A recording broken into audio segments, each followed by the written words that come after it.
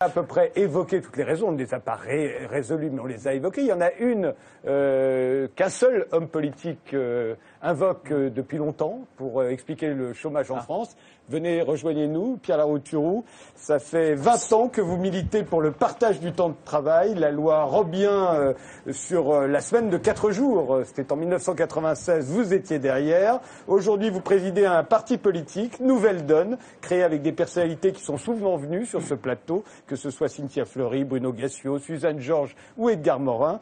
Et vous avez publié un livre avec Michel Rocard intitulé « La gauche n'a plus droit à l'erreur ».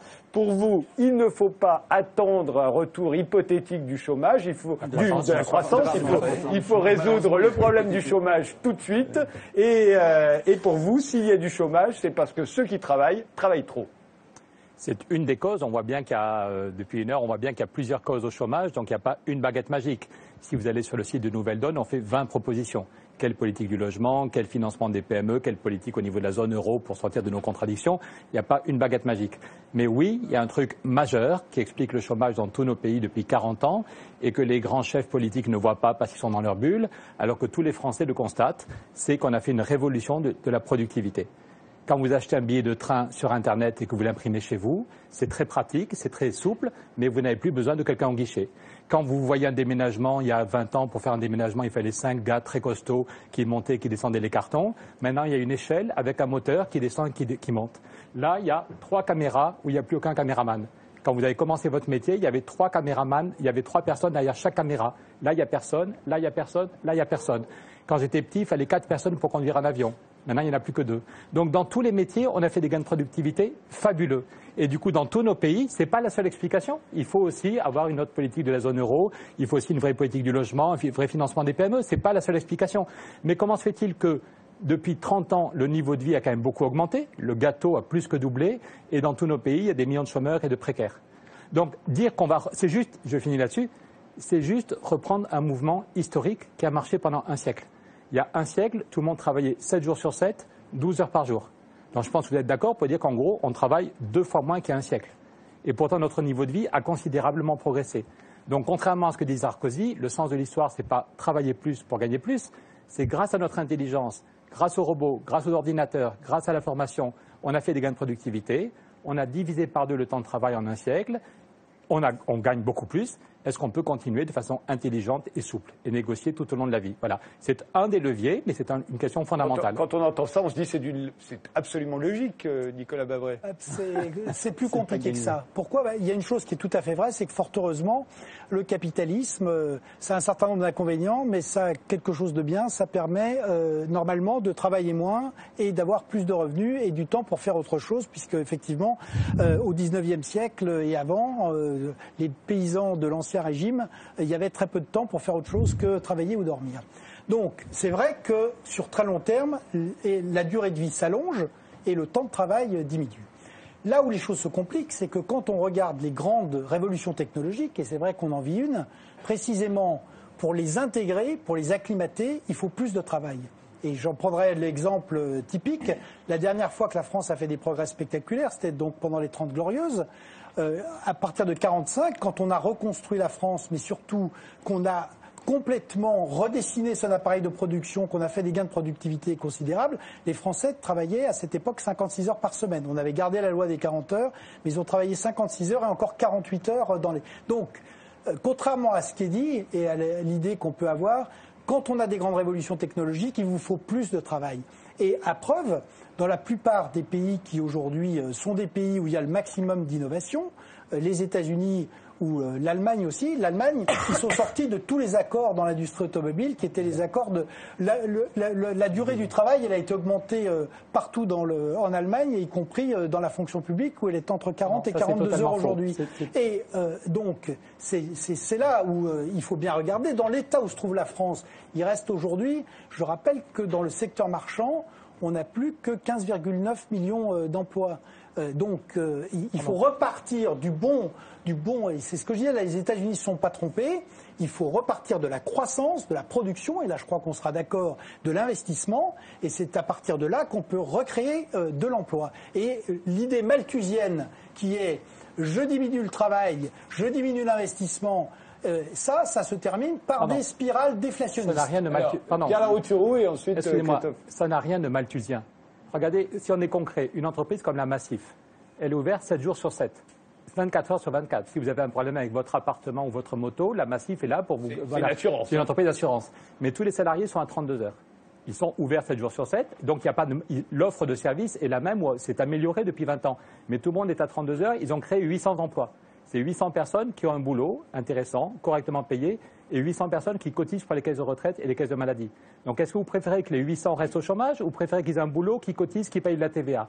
Aux États-Unis, les autres gagnent moins d'argent que Non, les autres ont bloqué leur salaire pendant 18 mois, mais ils ont gagné ils ont gagné une qualité de vie et ils vont pas au boulot un jour par semaine, donc ils dépensent moins de voitures et moins de frais de restaurant à midi. Voilà. Donc finalement, ils ont bloqué les salaires pendant 1 an et demi, mais on a créé 800 emplois. Voilà.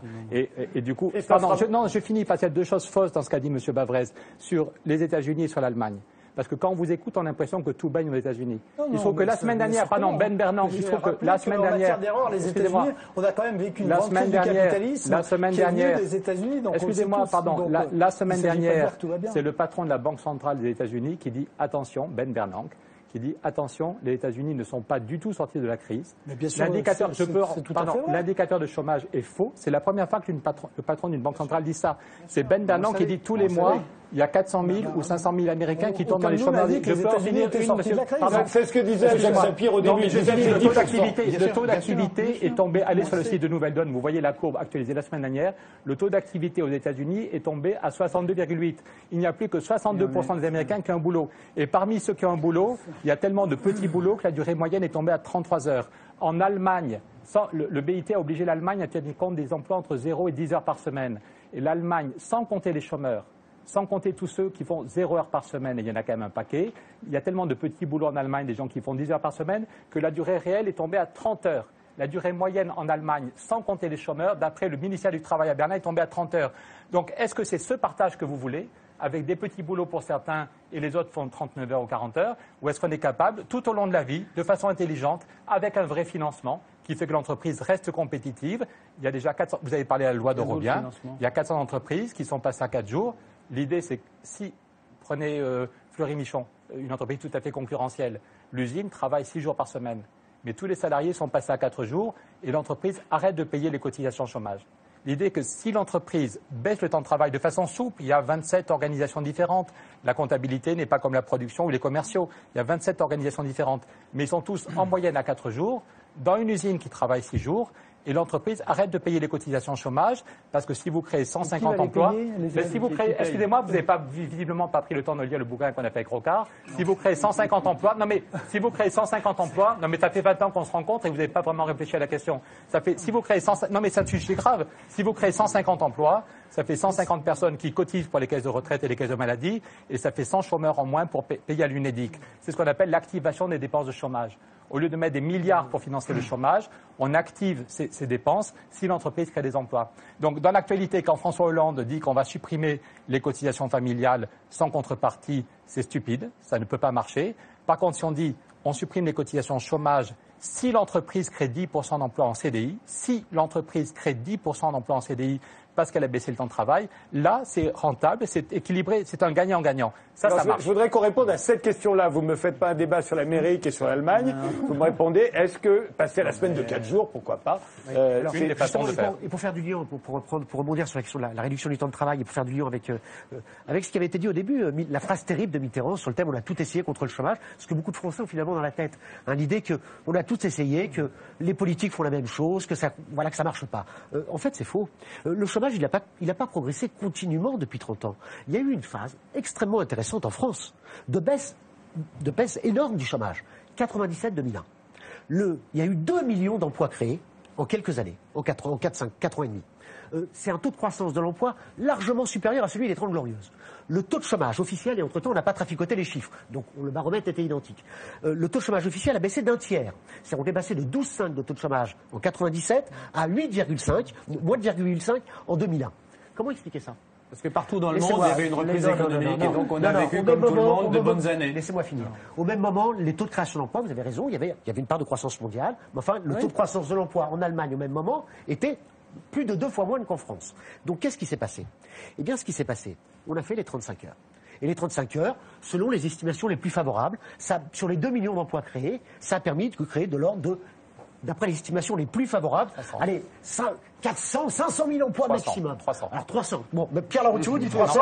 C'est la réalité. Donc je prends 300. Je prends 300 parce que ça va conforter mon point de vue. C'est-à-dire qu'on voit bien que on a fait un choc là de RTT, ça a été favorable à l'emploi, contrairement à ce que disent les libéraux qui disent que ça a détruit l'emploi. Non, ça a été favorable à l'emploi. Mais enfin, sur les 2 millions d'emplois créés, il y en a quand même 1 700 000 qui viennent de la croissance. Et donc je pense que la bonne question à poser, c'est celle du mix entre d'un côté la RTT qui est nécessaire, mais on ne peut pas trop prêter à la RTT pour avoir le plein emploi. Pardon, et je pense, on fera le bilan des 35 heures. Et donc il faut de la RTT, et par contre il faut de la croissance. Et de la production. Il faut de la croissance, il faut de la production. Et par contre, il faut des gens qui travaillent. Le gros enjeu, je termine là-dessus. Le gros enjeu, bien entendu, c'est qu'on ne peut plus faire la croissance productiviste. Il faut faire de la croissance verte. Et ça tombe bien, l'écologie aujourd'hui. Le nouveau défi que nos sociétés ont à relever, qui est la question de l'écologie, eh bien, si on veut réduire sérieusement les gaz à effet de serre, ça crée de la croissance, ça crée des emplois. Qu'est-ce qu'il faut faire? Rénovation thermique des bâtiments. En plus, ça, c'est très peu délocalisable. C'est très peu délocalisable. Mais arrêtez. Il va falloir que vous compreniez, monsieur. Au niveau européen, on a mis 1 000 milliards pour sauver les banques. Est-ce qu'on va mettre 1 000 bien sûr que si. Pourquoi je suis sûr que les Allemands sont OK, ils ont le même problème de financement des Je comprends le dispositif, vous dites on fait de la rénovation. Moi, je suis pour la rénovation thermique, mais je voudrais savoir comment vous la financez. Allez sur le site de Nouvelle Donne, vous voyez, on a rédigé un pacte européen là-dessus. Il faut sortir Il y a plusieurs pieds. Il y il a faut sortir de l'idée. Vous savez, quand vous embauchez quelqu'un, il y a d'autres sources de un croissance. travailleur, c'est pas une tomate. Vous comprenez? Une tomate, quand vous la mangez. J'en ai une assez bonne conscience, je vous remercie de cette information. Laissez-moi finir. Une tomate, quand vous la mangez, elle a disparu. Un travailleur, quand vous le payez, il se trouve qu'il va consommer. Et que la consommation des travailleurs, que vous voulez sans arrêt pressurer, eh bien, cette consommation des travailleurs. Laissez-moi finir. Laissez-moi finir. Et que la dépense sociale qui va avec, parce que ça fait partie du salaire. Les charges sociales, ça fait partie du salaire. C'est ce qu'on appelle le coût salarial.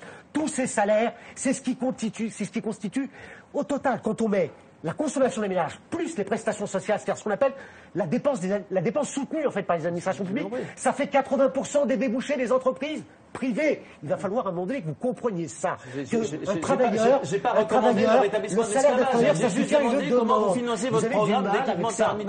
Alors,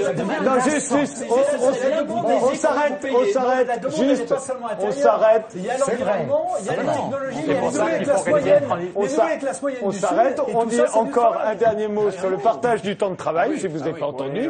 Philippe Eskenazi. Oui, certainement. Enfin, je rejoins en partie les propos qui sont là. C'est clairement pas une solution au chômage. En revanche, on se retrouve enfermé aujourd'hui dans un tabou. Pourquoi c'est pas une solution au chômage? Parce que c'est une tendance historique, de long terme, en quelque sorte. Non, pas naturel. C'est pas naturel. Non, chaque fois, c'est des luttes sociales qui l'obtiennent. Comment on a obtenu la journée de 8 heures ou les 40 heures? C'est des luttes sociales qui sont gagnées sur une accumulation, une capacité de croissance des pays. Mais on sait que c'est pas ça qui permet nécessairement de créer de l'emploi dans un pays. En revanche, ne pas se poser la question du temps de travail, c'est extrêmement dangereux. Qu'est-ce qu'on voit aujourd'hui? C'est que, justement, on a une tomate, mais la tomate, elle est effectivement pressurée. Le travailleur est pressuré. On voit de plus en plus d'usure professionnelle. Et qu'est-ce que, dans les pays qu'on prend toujours en exemple, les pays scandinaves ou autres, ce que l'on voit aujourd'hui, c'est pas une baisse du temps de travail, c'est une hausse très forte d'absentéisme. Oui, les personnes se retrouvent dans un absentéisme court parce qu'elles trouvent des moments de respiration en étant absents. Eh bien, en France, on ne voit pas cette hausse de l'absentéisme, qu'on voit d'ailleurs aussi en Allemagne. Et une des raisons, c'est qu'on a un temps de travail qui est légèrement inférieur. Mais ce temps de travail est de plus en plus mangé par ce qu'on appelle le commuting, c'est-à-dire les déplacements pour aller au travail. En fait, les temps de loisirs, eux, n'augmentent pas, alors que l'usure augmente. Donc, il faut se reposer la question du temps de travail, non pas pour nécessairement créer des emplois, mais pour garantir notre croissance future, en tout cas éviter que l'on tombe dans un schéma d'un capitalisme qui aura détruit ses travailleurs et sera totalement inefficace. Je voudrais juste ajouter une chose, c'est de dire qu'il y a une étude qui a été faite en Suède et une autre étude qui a été faite en Suisse et qui démontre que l'accroissement du stress au travail coûte dans ces deux pays l'équivalent de 3 points de PIB au système de sécurité sociale. 3 points de PIB rien que par l'accroissement